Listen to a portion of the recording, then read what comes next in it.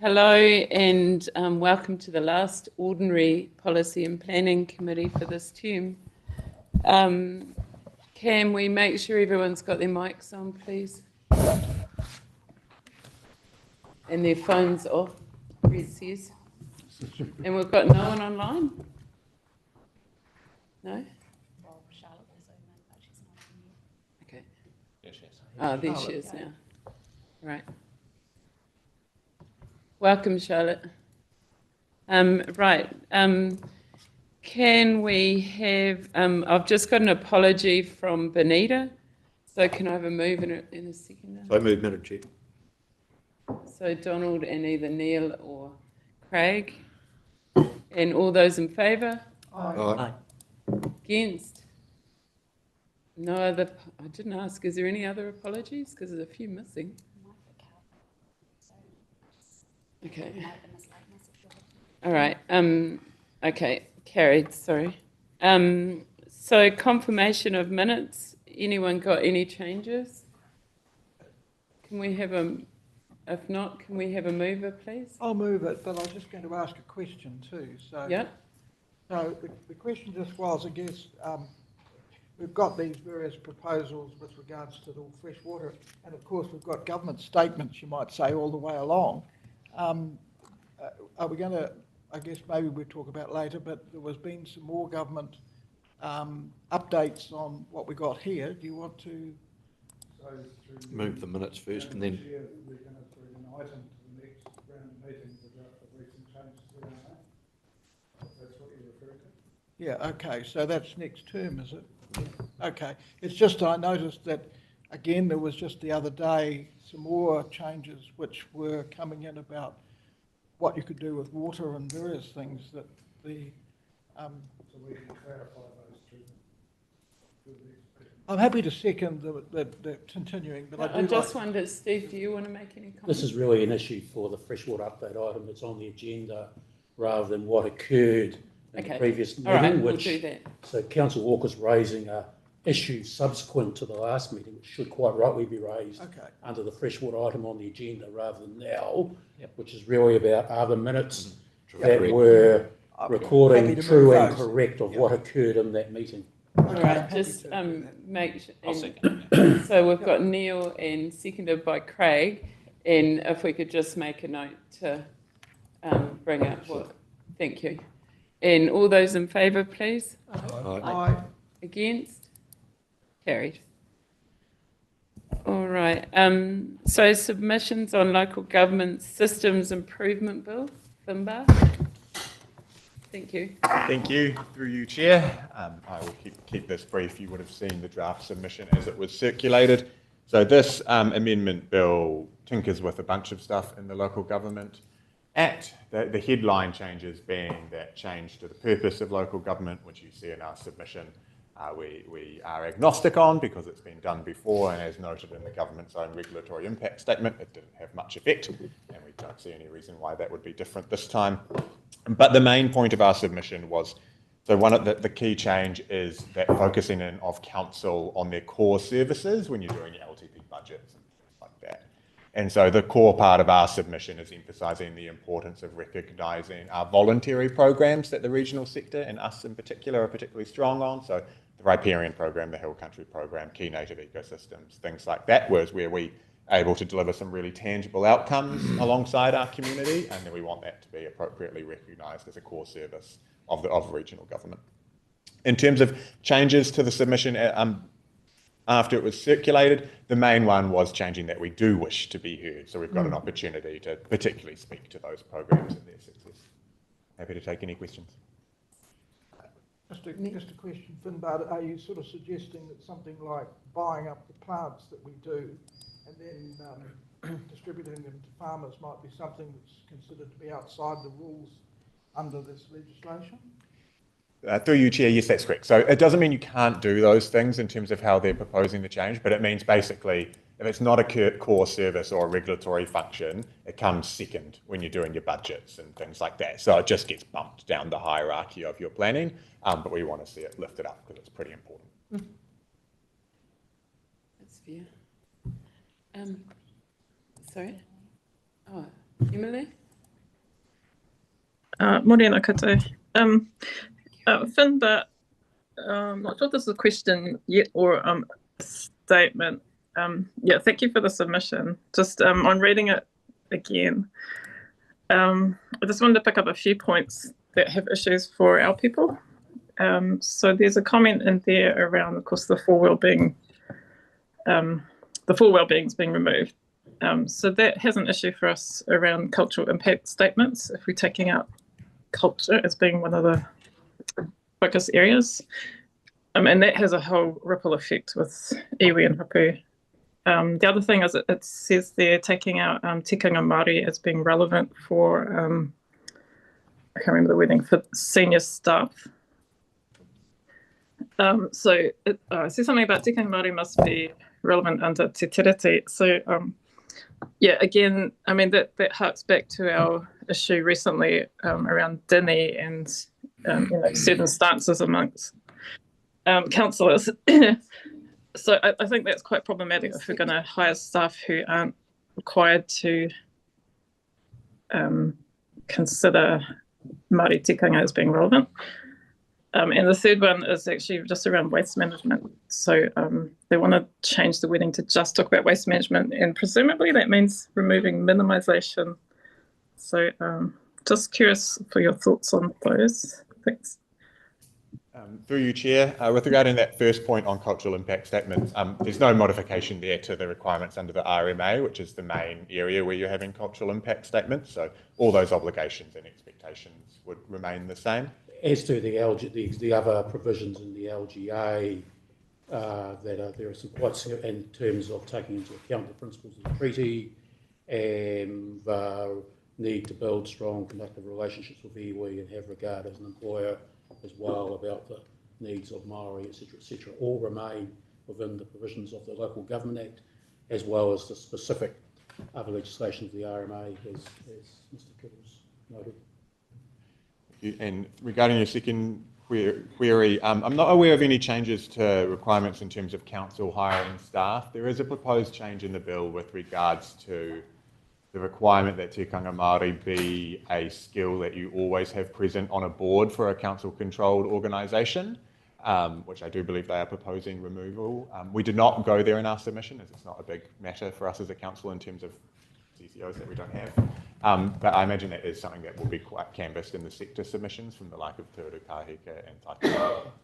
And then finally, on waste management versus minimisation, that's one I'd have to go back and check in terms of the consequences of that change. So I don't have an answer for you right off the bat on that one. So again, Finbar, do their checking, but my reaction is there's no changes to the Waste Minimisation Act, which does have those specific requirements around minimisation of waste that actually apply to the management of solid waste. So all those provisions are unchanged at this stage. Yeah, thank you. I guess at this stage, does that mean that this bill could override those, or is there any risk to those other legislations? Through you, Chair, no, that other legislation would all have precedent. It's more specific than the provisions in the LGA, so that becomes your first point of call. Oh, thank you. Madam Chair, we also, as far as the Waste Minimisation Act and so forth, really regional councils don't actually play an active role. They're more or less just a coordinating group which helps out the various local district councils and makes a forum for them to meet. In fact, it's entirely discretionary, and it's a decision of this council to operate outside of its core business. So actually would be that ongoing involvement would be a matter for this council to review in light of this change to the LGA, whether that will continue to be appropriate because it's not one of our core services. So is that something to think about? That is something that will, post the passing of the bill, so again, it'll be a matter for the new council, something that this council will need to consider as it goes through its annual plan and LTP, whether that remains to be appropriate given the changes that's provided for through this legislation. All right. Thanks, everyone. Is there any other thoughts on that? No? Thank you, Finbar. Appreciate it.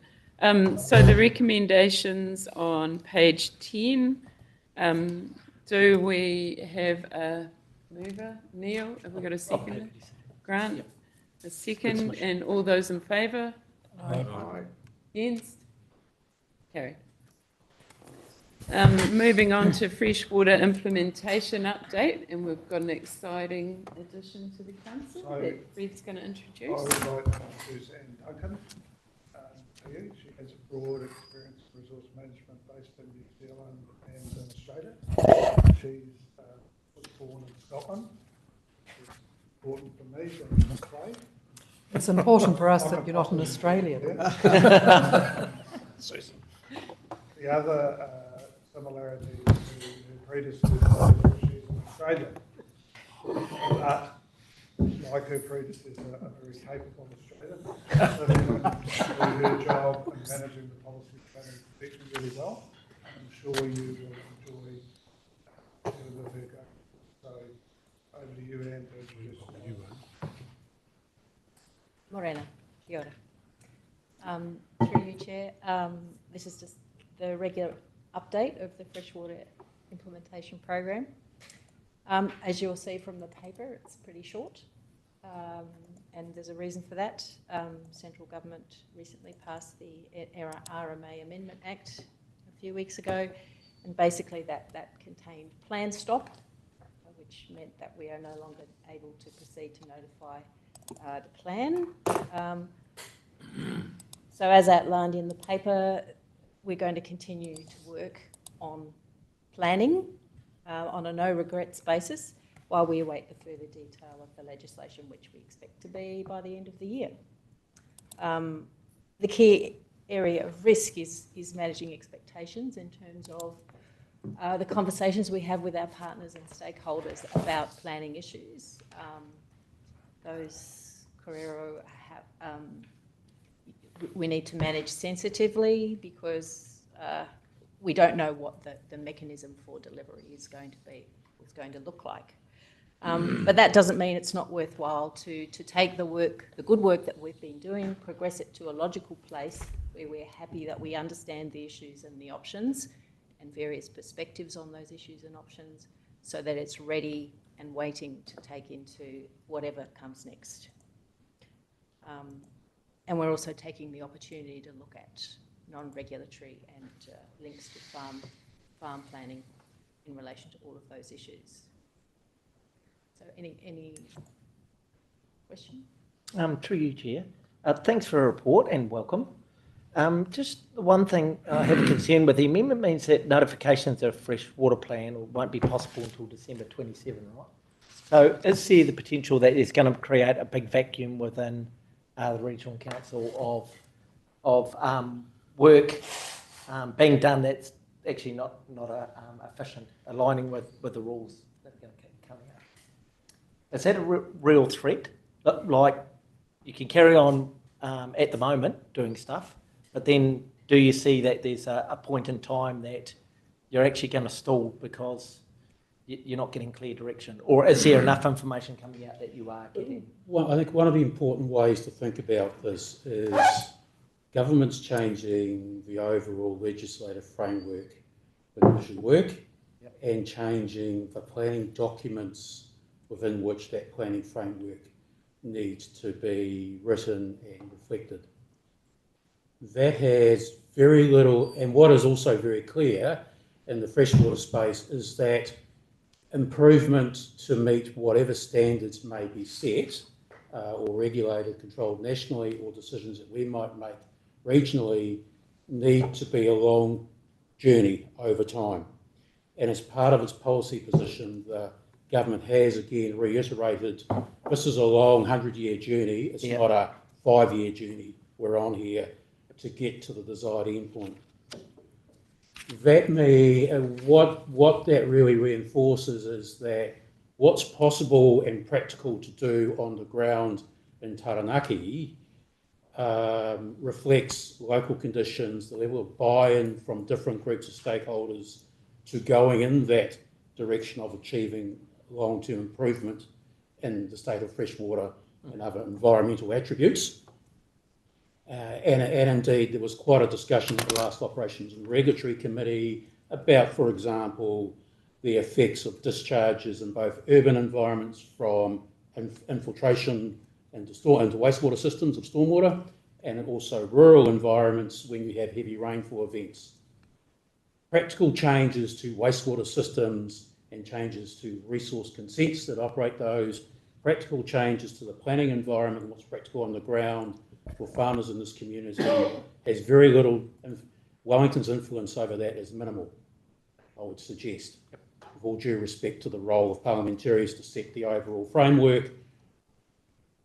Because what actually needs to happen here is for the council to continue to work with all of the stakeholders and groups within the region to work out what is practical improvement on the ground in Taranaki and over what time frames should those changes occur. And as we've seen in some of the issues that have been brought to this committee, there is a diversity of views around this table on some of those issues, such as the issue of around, and one that comes to mind where you had quite a debate over 2 meetings, was the discharge of farm dairy effluent to water. Over what time frames should that be phased out and in what circumstances? Those debates which need to happen in this chamber while this council continues to exist and have a role as an environmental regulator for this region need to occur here and involve good constructive engagement with all stakeholders across our community. That is a discussion and a piece of work I would suggest that can continue, and yes, what it looks like, how it gets written up may need to change once we have clarity on the new legislative framework and clarity on the documents in which we need to reflect them and the national standards that we need to meet once the national direction is confirmed. But having the conversations about what's practical and how fast we do it and not do it for the next, and as certainly some of the work we have been doing has been talking about 30 to 40 year timeframes, and we're still struggling to meet the current national bottom lines. So these are 100-year journeys in the case of some attributes, and indeed one of the pieces of science that Abby's team's done that's really struck home with me is just to maintain the status quo under completing all of the land management farm plans for riparian and hill country. We need to do those just to stand still. So we can't stop because Wellington wants to change the rules.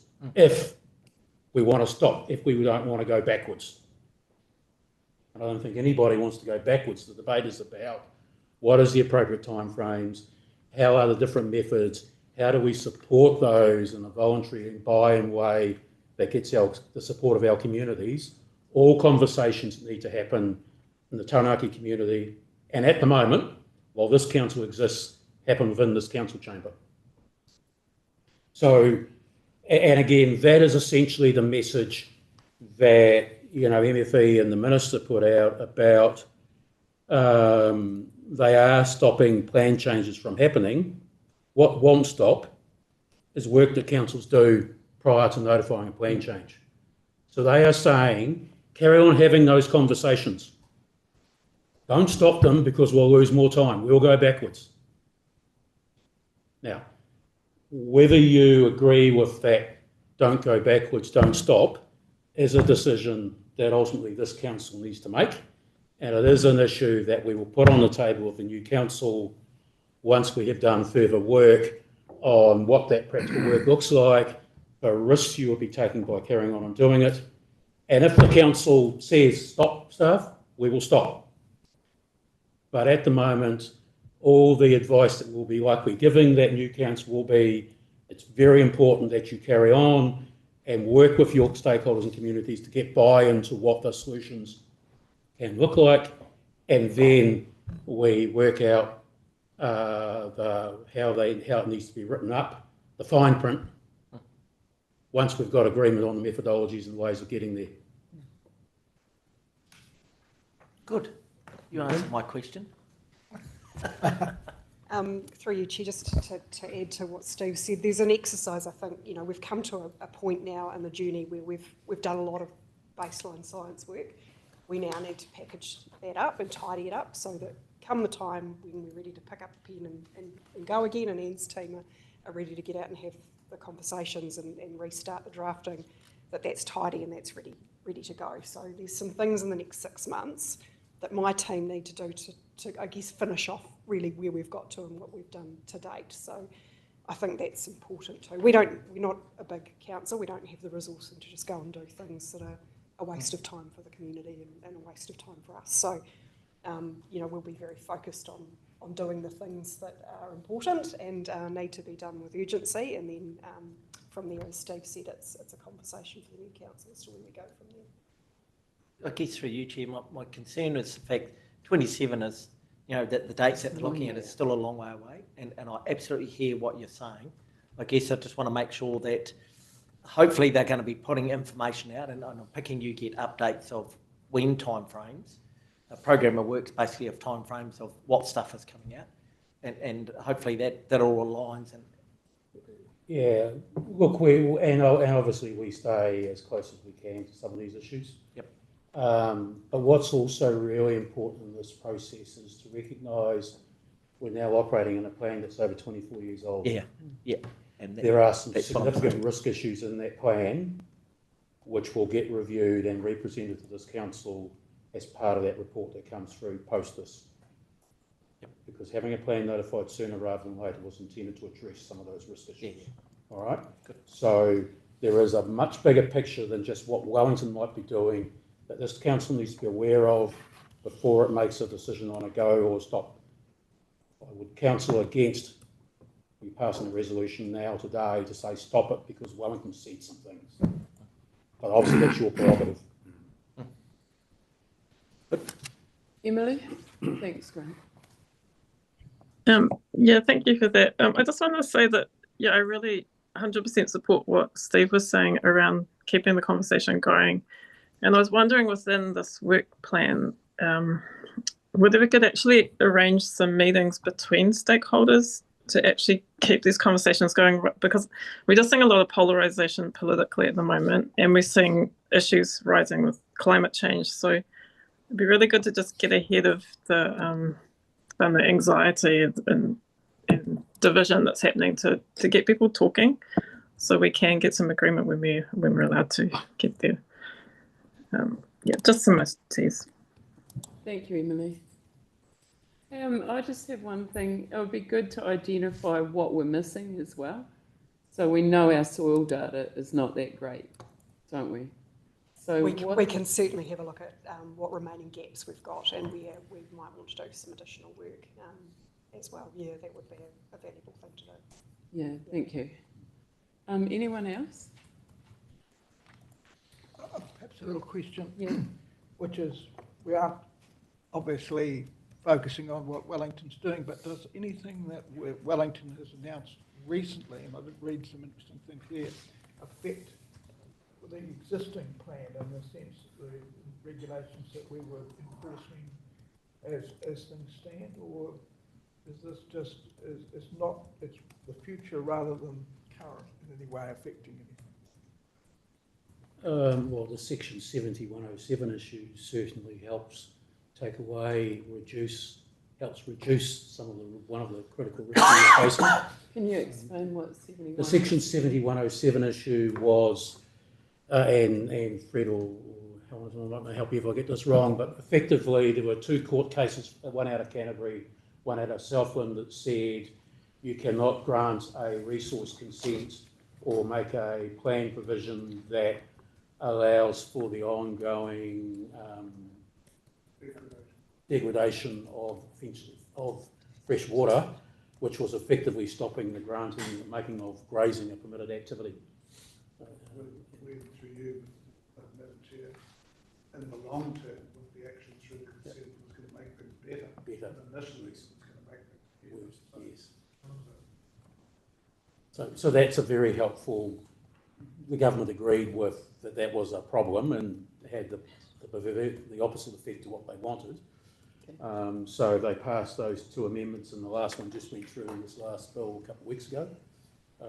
So that's a very helpful amendment that has gone through and reduced some of the risk we face. So the recent amendments to the RMA are all officers consider them to be quite positive in terms of fines, infringement notices going out, no jury trials, judge-alone trials, a whole lot of positive things that we've asked for in the past to finally deliver. So as noted earlier to Councillor Walker, we can bring a memo that introduces those two at the next meeting, but they're generally very positive things operationally for us doing our job. The fines have gone up significantly. So the infringement notices. But equally, as noted in an earlier council meeting, we will probably start issuing more please explain letters as opposed to going straight to an infringement, because it's quite a sanction. They've gone from something like $1,000 to $4,000, right? So we'll be issuing more of those please explain letters before we actually issue an infringement notice. So, members will also know that the enforcement policy is currently under review, so we'll weave a whole lot of these things I've just been talking about into that policy and bring it back to consideration. Can I ask one more question, Madam Chair? It's just this, that one of the philosophies we had in the past with these fines was that you wanted them to be of such a level that it didn't involve them therefore taking the whole matter to district court or going to those sorts of issues. So some of them are like a, you know, like an infringement notice, which just applies, and $1,000, they're stinging enough to make somebody think sensibly about it, but not enough to go and actually really fight the thing. So are you able still to charge lower than the official figures, or Well, that'd be philosophy on that? That would be a maximum rather than. That's where I have to clarify, but when I last spoke to Glasgow, he said he had a different view. So let me wait in terms of legislation. But the balance you have to strike is whatever tool you use, higher the sanction, potentially a bit higher. But even a $4,000 infringement notice, you go to court, it's just a minor. You're not going to get. Minor. You're not going to get an economic return on that investment. Yes, I understand that, but it's not necessarily the best answer for the problem that we've got of relatively minor matters. So that's why we have in our current enforcement policy, please explain letters and warning letters that we're going to. That's the 14-day letter. No, that's a 14-day letter is why further enforcement action shouldn't be undertaken against you. The warning letter is you've done A, B, C, D wrong, they were minor matters, please be aware, go and report right matters. So we've got all the tools in the toolbox. And that's why we'll bring those tools back to you with that enforcement policy. It would be good to know whether we can vary the fines. That's the point that I'll follow. All right, is everybody, no more questions? Oh, well, thanks very much, Anne. So if we look at just the recommendation receives the September 25 update of freshwater implementation program, can I have a mover and a seconder? Got Craig and Neil, we'll go the other way. All those in favour? Aye. Against? Carried. Right, now Abby, are you going to give us an environmental snapshot of the groundwater? I am And going to why? give you an environmental snapshot of my favourite topic, groundwater. So this is the third snapshot we've presented to council. We've had one on the Can I Swim Here program and another on our coastal and estuary program earlier this year. So it's a high level snapshot of groundwater quantity and quality across the region. It's building on previous technical reporting we've done, noting that we do have some more comprehensive state of environment reporting on groundwater to come to the committee throughout the course of this reporting year. So I'll take the paper as read and happy to answer any questions that you might have. I'm not, has anyone got any? Yes, Abby, there was it was quite a few years ago, there was a lot of groundwater interest in South Taranaki. Mm-hmm. And there were some people who bored down bores that were extracting water. And of course, we've got this concern at the moment about water supply in South Taranaki, as far as I suspect that some people may want to look back at that and see whether there's any value in it. So firstly, I guess, have you got the information from people even like Fonterra, who did a lot of research in this particular area, which might be some line of the use of groundwater. And the second thing I just noticed that in those days, one of the problems that they had was saline content, where any of these actual bores that were done relatively close to the sea in many cases seemed to have a significant saline content that made them unattractive for people who want to use them. Have you got any information about that side of it? So as part of this report, we haven't gone into that level of detail, but yes, we are aware of salinity issues in some previous groundwater bore drilling. The next item where we talk about water resilience in Taranaki into the future, there is some work that we can potentially do, pulling together available information, pump test data that might be available, bore logs and various things to have a look at the groundwater resource in more detail so that we can provide our community with a bit more information about where they might be likely to access water and what quality that water might be and what depths they need to go to and things like that. Yeah, so yes, we need to do some more work looking at all of that before I could provide any advice to you about what that might tell us, but yes, there is information out there. How much access we have to information that's been drilled privately would depend on, whether it's formed part of a consent decision or something like that. We don't require people to necessarily get a consent here to drill a bore in Taranaki, which might be a helpful thing to have a think about as we move forward, but yet to be seen with legislation and other changes. So, yeah. So I sent you quite a few questions. Did you want to answer any of them, or do you want to wait till the more detailed report? So you did have some questions around the depths of bores, and I had a look across both the water quality and water quantity networks, and they're pretty variable. So we have some that are very shallow, some that are very, very deep, including one of our very deep groundwater level bores, which is about nearly close to 1,400 metres deep. So variable levels. There's various things driving the trends that we're seeing. So from our last technical reporting we did around groundwater levels, we know that rainfall and climate has an impact on those water levels over time. There are isolated issues that you can get with localised abstraction and pumping, in some cases deterioration of bores over time. So the natural life of a groundwater bore is generally about 25, 30 years at most. Some people have infrastructure in place for 50 years, and over time that naturally deteriorates, which means you can sometimes have trouble pumping and accessing water from that screened area. So generally they are not what we're seeing here. We've done a lot of work looking at our network over time and making sure it's fit for purpose and that those bores are robust and that we're getting the right data. So yeah, what we have seen in the past is a correlation with rainfall and recharge. So what we really want to see for groundwater recharge, particularly at depth, is good sustained regular rainfall, not big flushy flows that send all our water out to sea. So, but again, that's something that we can look at when we have a look at resource availability and things like that. In terms of water quality, so there was some trends there that are popping up over the last 15 years around nitrogen, E. coli, and conductivity, which is an indication of contamination or salinity. So we do see pockets, particularly around the ring plain, where we do have nitrogen levels that are higher, and generally as a result of land use there. So I think one of your questions, I see it as a coastal, or is it? Yes, yeah. So generally around nearer to the coast more than inland, and it generally is related to land use.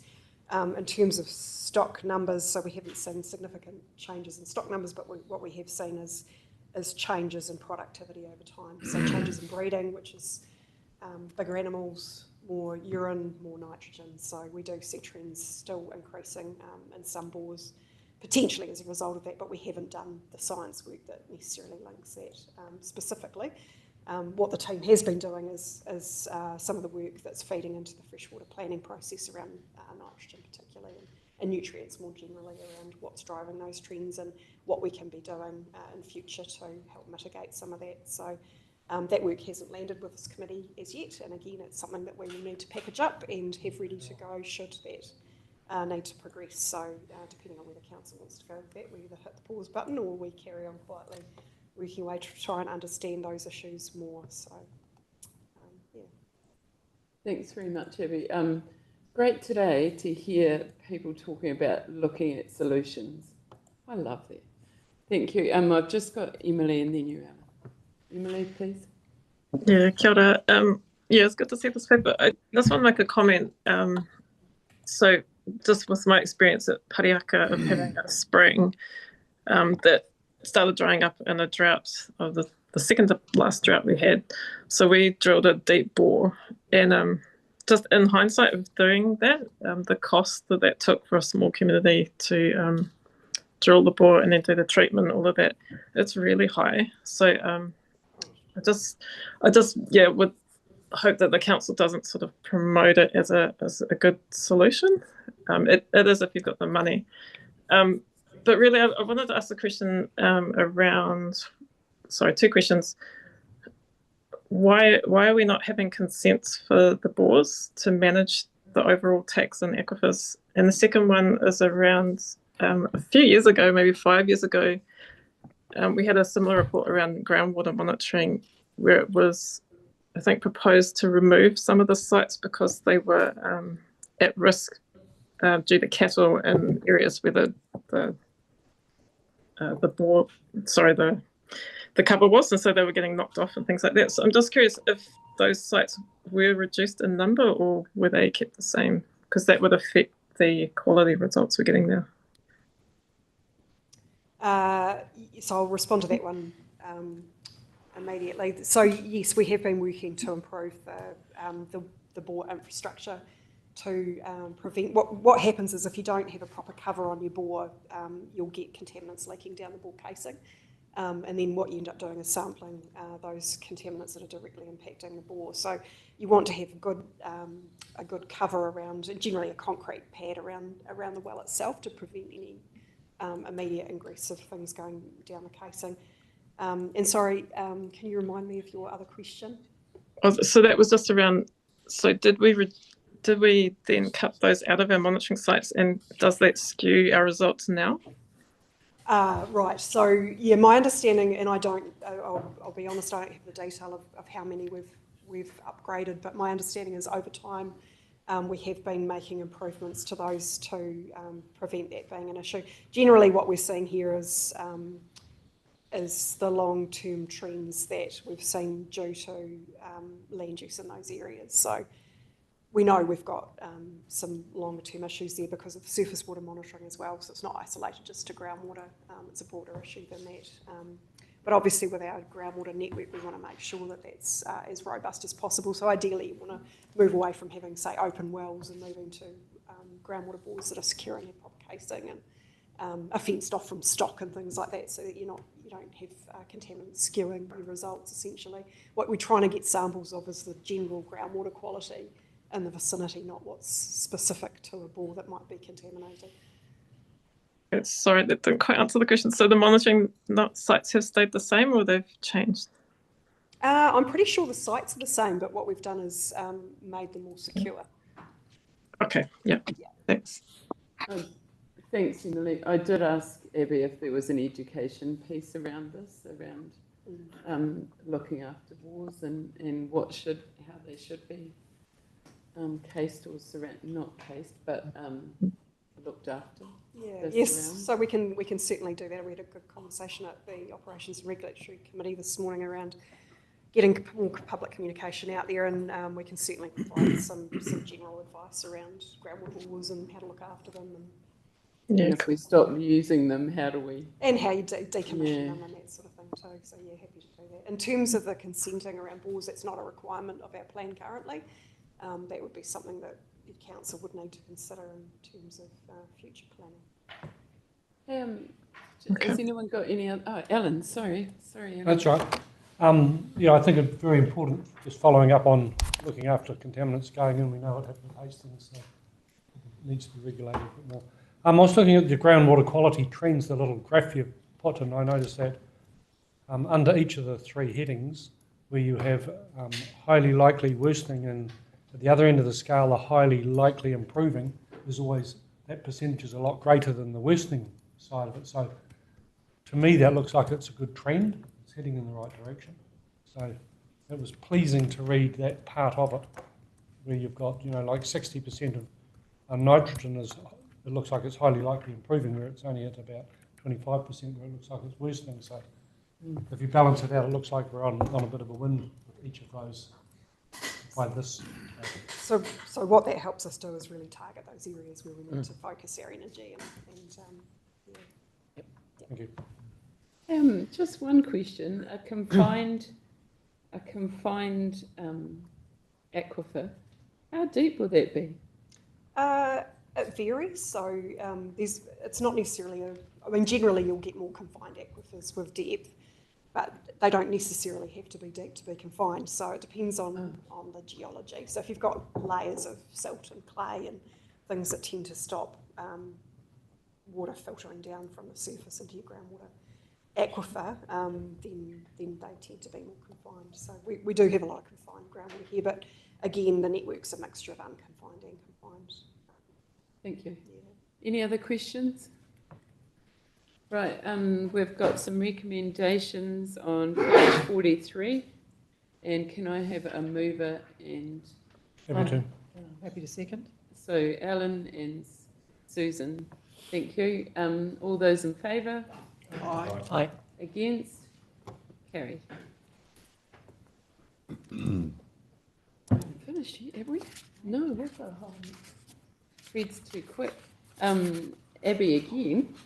It is. Just while Marie's bringing out the presentation, I just wanted to, because I should have with the last item and didn't acknowledge our groundwater scientist David, who did the technical work that sat behind the previous report, and is also a fundamental part of whatever comes next in the conversation we're about to have, and of course Thomas, our science manager as well. Right. Thank you. Shall I just give you a nudge? All right, so just a bit of background. So obviously last summer was a very dry one, as most of you will know. We were approached, it would have been just post-Christmas, I think, by Mayor Nixon to come and present what we knew essentially about water availability issues, particularly with a focus on South Taranaki. We went along to the Mayoral Forum earlier this year and provided a bit of a stocktake of here was the information we had easily to hand. And here were some questions we might want to ask going forward. So essentially this is a very short version of what I provided at that time. So looking at what data and information we had readily available, what does water availability look like and how is it used in Taranaki, and setting out the proposed next steps. So the proposed next steps really are for ongoing discussions, so that's something that needs to be further explored, but we've got a bit of a starter for 6. So if you move to the next one, Marie, or maybe the second one, yeah. So it was a particularly dry year for Taranaki. So you can see the maps across the top there are running from where are we? November right through till the end of summer there, and you can see as time progressed, it got drier and drier and drier before we finally hit some rain in April. In terms of the maps down the bottom, these are produced by the regional sector, so Te Rākahika produces drought index maps on a monthly basis over summer to provide a bit of a sense of how things are progressing in New Zealand. Thank you, Marie. So it was a very dry year. And you can see here over time, so this is monitoring from back in the 1940s, looking at potential evapotranspiration, which is an indicator of drought, that we hadn't had a summer quite that dry for a wee while. So we have had them in the past, especially back in the 1940s and 1960s. Probably not too many people even around this table that would remember back to those days, but certainly, yeah, it's been a while since we've had one quite like it. So it was an unusual, out-of-the-box event. Remember the 60s ones. Yeah. In terms of information that we have readily available, so the Met Service has a station at Hawera that provides information on different measures of weather, and these are particular ones that are useful for giving us a bit of an indication of what's happening over time. So this is looking at the period 2005 to 2025, so about 20 years of data, and what's trending over the two season. So the left is the 6 graphs on the left are summer, and on the right are winter. So there's things like I think it's average temperature and summer evapotranspiration, wind speed, humidity, and so on and so forth. So you can see that some things are changing, and there's a bit of an increase in some of those things. You know, temperatures are generally getting warmer, and as is evapotranspiration. So we over time, you know, we're potentially seeing more conditions that are likely to produce drought conditions. So that's just a bit of a stock take of that sort of information that's available to us to have a look at. In terms of climate projections, so NIWA's just recently updated the downscaled global and then national modelling to district level. So these give us a picture at the districts of what climate change is likely to look like out to mid-century and then out to the end of century under different scenarios and different conditions. So this is having a look at by mid-century compared to the 1995 to 2014 period, what evapotranspiration might look like annually going forward. So you can see particularly the East Coast is you know, the part of the country that's likely to suffer the most from that change, but we do see some drier conditions in Taranaki as well that we need to be aware of. So there are those projections. They are very broad scale, so we do need to be aware that we don't necessarily have that paucity of data at the very fine scale in the districts themselves, but it is a useful indication, and it gives us a bit of an idea of what we might be looking at in the future. In terms of water allocation, so we haven't brought a lot of detail around water allocation and use in terms of a policy direction to this committee yet. It's something that we were looking to do over the next few months, but obviously that's something that we'll need to look at taking the time to have a bit more of a think about.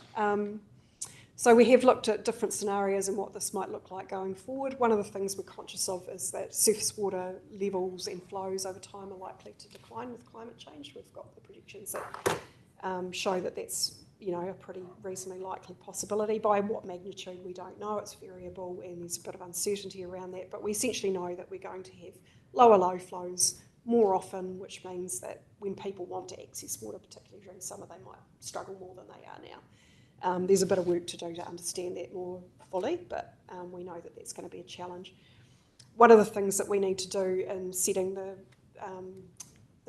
getting the settings right around our freshwater plan is making sure that people have regular access to that water. So where we are making water available for allocation, we want to make sure that they have access to that water on enough of a regular basis to make it worthwhile for them to invest in infrastructure and things like that. So getting those settings right is a bit of a challenge, but that's something that we've been looking at, and we've been weighing up different pros and cons of different options to do that. So what we have been looking at is taking a slightly different approach depending on risks. So obviously smaller rivers have less water flow in them, they're more vulnerable, but at the same time they're also closer to the top of the mountain and generally get more rainfall and generally more groundwater recharge. So this is something that we need to be thinking about over the longer term in terms of what does the allocation framework look like going forward, and will we have enough for people, and are there places where we need to reduce what we're taking and take a bit of pressure off our surface water systems.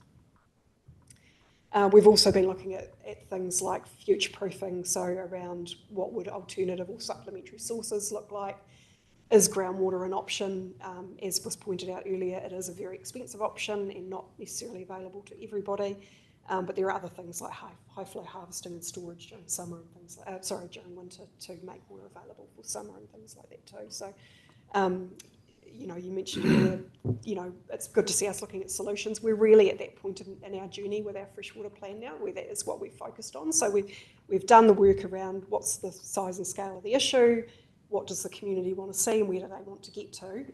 The work that we've been doing over probably the last 12, 18 months has been around what can we do about it, essentially. So what are the potential solutions? How do they impact the outcomes that the community's hoping to achieve? How long is it going to take us to get to those outcomes, and then modelling the scenarios around that? And as Steve spoke to earlier, what we are finding is that it is very difficult.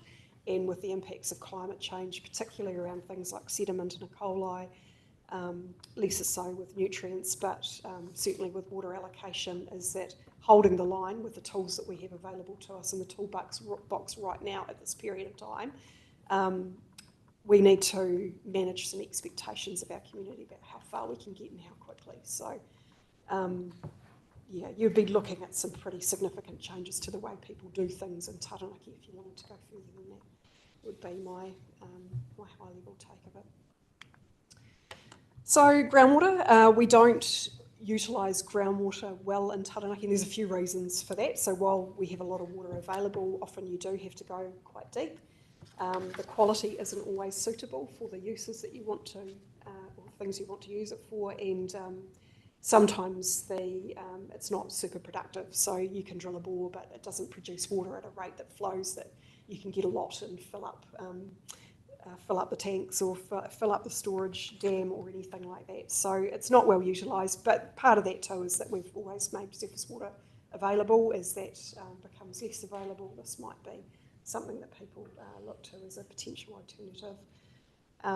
Cost of installation, also the maintenance, and as I said, groundwater bores do decline over time, so you have to be in it for the long haul and prepared to not only maintain them but decommission them properly when they do come up for expiry and replacement.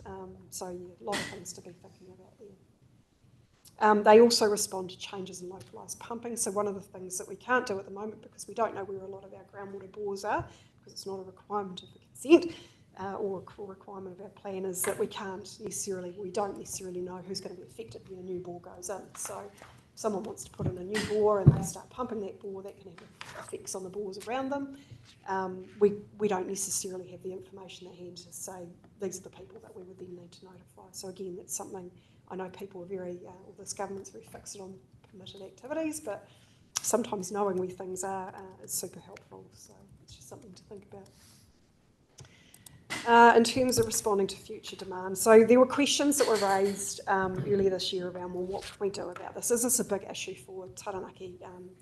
And is it something that we need to be immediately responding to? There was some discussion around whether things like the Regional Infrastructure Fund could help us, and we've had a bit of a look at that. So I've taken Hawke's Bay as an example. So Hawke's Bay's been grappling with water availability issues for many, many years, and they have a very comprehensive program around it. So this is, one end of the spectrum, I guess, of things that regions could do to tackle it. Now, their situation is quite different to ours.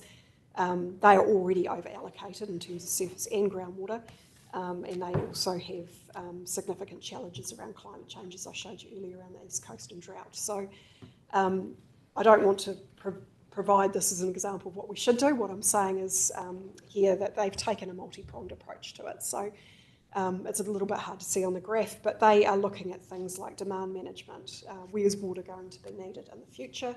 Are we using it efficiently? Do we have the right infrastructure in place? Do we have the correct planning frameworks and rules and regulations around its use? And are we providing for things like storage and supporting people with their farm systems and water utilisation on farm and things like that? They've done some very expensive and intensive exercises looking at things like managed aquifer recharge, which is where you take water and inject it down into the groundwater system and then extract it out. And they're also looking at things like storage dams and so on and so forth. For their situation, yes, can understand why they would need to go to that level. We've got a lot of work to do in this region to understand the size and scale of any issues that we think we might have and what the solutions might be for Taranaki. So what we've essentially had is a couple of meetings so far with the likes of MB, MPI and the district councils around, do we have an issue? And getting our heads around that. I've got a conversation later this afternoon with our Y steering group as well to gauge the interest of iwi and being involved in those discussions going forward before we get too far kicked off on that. We need to really take stock of the data and information we've got. Where are the gaps? What do we know? What don't we know? Where are we likely to see demand in future and what impacts that likely to have, and pulling all that information together. So these initial discussions really are the opportunity for us to be a bit more proactive rather than waiting for a problem to hit us down the track and start having some conversations with a wider group of people. So we've got MB and MPI and Venture Taranaki at the table as well to advance those conversations. So really it was just to bring this to your attention, let you know that we are having those conversations. This is something tangible that we can get on with, irrespective of what the government's doing with freshwater planning, that I think is still a useful thing, will help us with that process regardless. So again, it's another example of things we can carry on with without doing things that are not a good use of our time. So yeah, happy to take questions. Thanks, Abby. Any questions? Just a couple of questions and observations. Firstly, Abby, your maps here of the various months of rainfall are really interesting because if you look at it, interestingly, it seems to show what actually happened very accurately, which is unusual for Taranaki in that the west is normally wetter and the east is normally drier. But in fact, because of various things that happened, like the January rainfall, I noticed that in properties that we own, that it seemed as though the drought was worse in the areas where you would normally expect from the west, where it wouldn't have been, and better in the east, which is very unusual. And probably this reflects two things, and maybe you'd like to comment on. One is that increased northerlies do produce an even more marked rain shadow as far as the mountain is concerned. And maybe we're seeing more northerly patterns rather than westerly patterns with climate change. So I just wonder if you'd like to comment on that. The other thing, just seeing in your presentation, is basically what you're saying is there's quite a lot of rain in Taranaki, but it's different in different places and also at different times, and that's really the issue. I noticed that when we had presentations on water done well as far as South Taranaki was concerned, there was a suggestion that there was going to be a cost equalisation for farmers on water schemes. And so that would have the effect, many people were saying, of making them uneconomical as far as some of the various programs in Taranaki were concerned, and people were talking about the possibility of them having to go to other systems like tanks and other things. And there is a group of people also in Hull who have always been encouraging even local councils in the town to encourage people to have more water tanks of their own and therefore take the pressure off water. I don't know whether you've looked at that as a possibility. And the third thing is there's been some controversy about some people, again around South Taranaki, who've got large ponds that they've run water into and then used them for storage for later. I don't know whether you'd like to comment on that and what the situation with that side of things is. That's a lot of questions. All right. So yeah, look, in terms of storage, that's something that we would be looking at exploring as part of, working up options for what people can potentially do. The economics of that is something that has to be developed as part of that freshwater planning process as well. So, can we afford it? Is it viable? All that sort of thing. Oh goodness, Neil, you're going to have to take me back again. One was about the winds from the north. Yes, so the climate. I'm not sure. It would depend on it. There's a lot of seasonal factors and climate patterns and things that come into that. One of the pieces of work we would want to do is have a look at how that's changing over time and what's driving it at particular times, and what that is looking like into the future as well, because whatever work we're doing now is really thinking about 10, 20, 30 years down the track and what that might look like going forward. So it's good to be able to look back on the data that we have available to us, but that doesn't necessarily mean that's what we'll see going forward either. So it's important that we do that work, and NIWA has some good expertise and insights into that we can utilise. And the third question I did ask, which was about the fact that water done well may change people's behaviour. Yes, yeah. So absolutely how we're utilising it is important. So we did have a conversation at the Mayoral Forum around water metering, but also there's other ways and means of dealing to that too. A lot of other districts now are looking at things like putting in tanks on houses, and as water becomes short, more short, and those periods of summer get drier, and people are subjected to more and more restrictions and cut-offs and things like that, that can be a useful way forward. So that's certainly something that we can be talking with the districts about. Water metering is one of those things people don't like it until they've got it, and then they love it and wish they'd done it years ago. So yeah, it's really helpful, I think, to know what you're taking and where you're taking it from. And again, you know, it comes back to that. If we don't know where it is and we don't know how much, it's really hard for us to manage it. So that's important too. Well, I think it's really proactive. Thank you. Emily. Thank you. Got it. Yeah, this is a really interesting report. Just a comment and a question. On those maps that you've got of the different coloured sections to do with rainfall, where were they from? Because they're just kind of hard to read because sometimes they've got different scales for the same colour. But my question is really, oh no, you go first. Yep. Yeah, so happy to provide those if that's helpful. Yeah, cool. I might get in touch with him. But just on my question is, so it's good to see that you're talking to the iwi water engagement group, whatever it's called. Sorry. I'm just curious if you're also talking to, say, people from District Health Board, MSD, iwi in general, and community boards and schools, because just in rural areas, when the water gets low, I know people, they'll start skimping on the water and not buying it. And I'm just keen to get an idea of what kind of social impacts that's having. So no, not at this stage, but I think after this next meeting, which is we've got a workshop coming up next month to map out, I guess, what we want to do, how we want to tackle it, how we can move forward, who that needs to involve, and you know, do we need to reach out to MSD and community groups and others to do that? So I can take that back as part of that conversation, and a suggestion is something that might be of value to do and come up with a bit of plan around that. Yeah, cool. So just on the schools, I forgot to add that what I mean with that is that what we see up north is that over the school holidays in summer, you'll have school water tanks raided, and then they get back, you know, in February and they've got no water and they have to buy it in. So just be good to get input from the rural schools on that. Yeah, okay. No, that's useful intel, thank you. I think it's really interesting what Emily's saying. You know, those houses, how many houses are actually having to refill their water tanks that aren't on schemes? And through you, Chair, just supplementary to Councillor Walker's question around councils looking at putting water tanks in.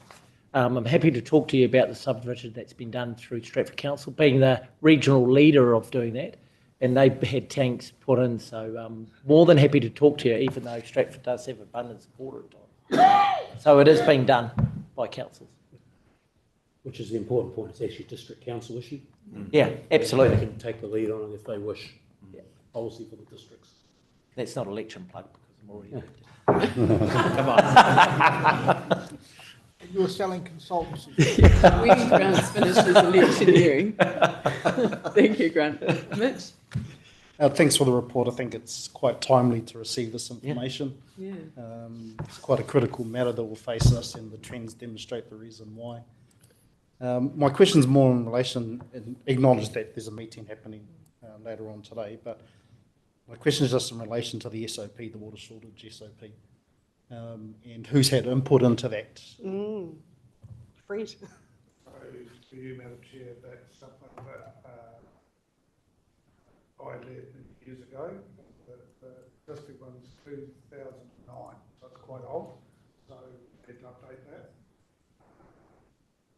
It hasn't had broader community input. Generally get input by the councillors. It's a very operational, it's not a policy document, it's a standard operating procedure for water shortage direction. So when, for example, if you're alive in the mid-60s, there was really big dry periods there, and the procedure sets out if there is a drought, who gets cut off first, and that basically mirrors what's in our current freshwater plan. So communities are first, basically, and irrigators are last. Sorry, irrigators are first off, communities are retained. Hey, what about big users like Fonterra? Are they part of this? Or should they be? Or Potentially, again, I think that's a conversation to have when we workshop next month. So yeah, the bigger users will have more, I guess, of a vested interest in outcomes. But well, I say that I'm sure everyone will have a vested interest in outcomes. But yeah, they'll probably want to be part of that conversation in some way, shape, or form. All right. Any other questions? Yeah, the Chair, just interestingly enough, the question of dairy, you mentioned Fonterra. We have had a situation historically where the Tāwiri stream actually went completely dry. Historically, this happened. And what happened is, I think, the minimum flows on these things. The argument is, of course, that if we had such a severe drought that's doing that kind of thing, it actually makes the farms themselves often going dry early, and the whole use of the water in the factories, it's sort of a self-balancing thing in some ways. So, yes, there is technically the situation, and Fred might like to describe what happens when you get down to minimum flows for rivers on those sort of consents. That's the matter to be discussed when this SOP comes back. Right? And I repeat, the standard operating procedure implements what's in our freshwater plan now.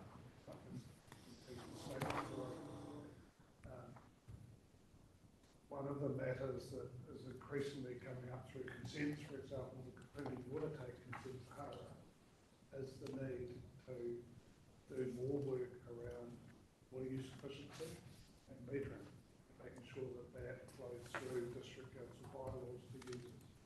So the Kapuni river or stream is fully allocated. Some would argue it's slightly overcoloured, allocated, but if district councils want more water, that's what they're going to have to do. And you already see, in terms of running water use efficiency and metering people and all those things, and you've already seen in New Plymouth where they've done that, the savings they've made. For example, dramatic. How much water Inglewood uses, they've already saved by doing that with metering. So that's the future. Because obviously the metering's covering all the leakage in the system. So they've done industry in New Plymouth, now they're doing domestic, and it's showing up lots of places. And I think the closer you look around the region, you may find more of that. So that's the thrust of our policy going forward and through the consent process, driving that down. Absolutely. Donald? Thank you, Madam Chairman. Just to sort of reiterate what has already been said, but I remember through the 60s where my father was dealing with a lot of those dry periods, and I know in our district at that time a lot of bores were sunk down to, and I remember Dad putting one down next to the house, and that was dry, but so he had to go to another spot. So yes, it can be very expensive, and also, like has been said, the Waimate West and the Coal Creek schemes came off the back of a lot of those dry areas where they needed guaranteed water for their farms. So they drove those systems to be installed, and it just solved their issues overnight. So we've been there before, and we can find solutions to most of these problems, but we've just got to start going back and thinking about them. And farms are bigger, water use is different, but having said that, just like Fred highlighted, there can be efficiencies in our systems and recycling and things like that to make sure that we get through. One matter that really intrigued me when I first came to this region is when you drill down deeper, you find some really good freshwater sources. It's not the case because Taranaki was underwater, right? And all the geology was saturated with salt water. So the deeper you go, the saltier it goes. Right? So hence, it's like the top, say 500 metres is where you'll find usable freshwater. There isn't a huge Canterbury Plains type aquifer system, but it still can be used and usefully used. Isn't it the Matibiriona? That's the main one we've got, isn't it? All right. Any other questions? Any other thoughts? Very proactive. Really interested to see where this goes. So can we look at the recommendations on page 47, please? And can I have a mover and a seconder? A move by Craig, and can we have a seconder? And seconded by Grant, thank you. All those in favour? Against? Carried. I've just, so Benita is in New Caledonia doing some work on her PhD, and she was really, I'll read her thing. Tēnā koutou katoa. Please accept my humble apologies for not being with you today for our final policy and planning hui.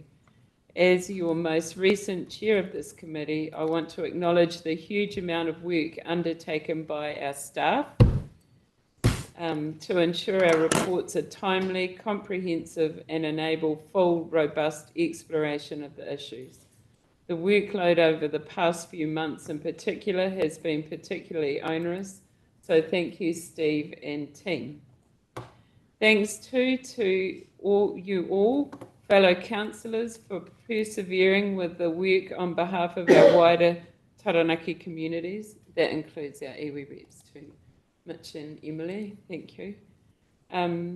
What we do is so important and has intergenerational impact. I look forward to continuing to work with the next council and our staff to keep making Taranaki the special place that it is. See you post-election. Tēnā anō tātou katoa. Mori ora, Benita. On that, we need to go into, no one else has got any comments before we go into public excluded? So can we move the recommendations to go public excluded? Happy to move. Susan moving, Alan seconding. All those in favour?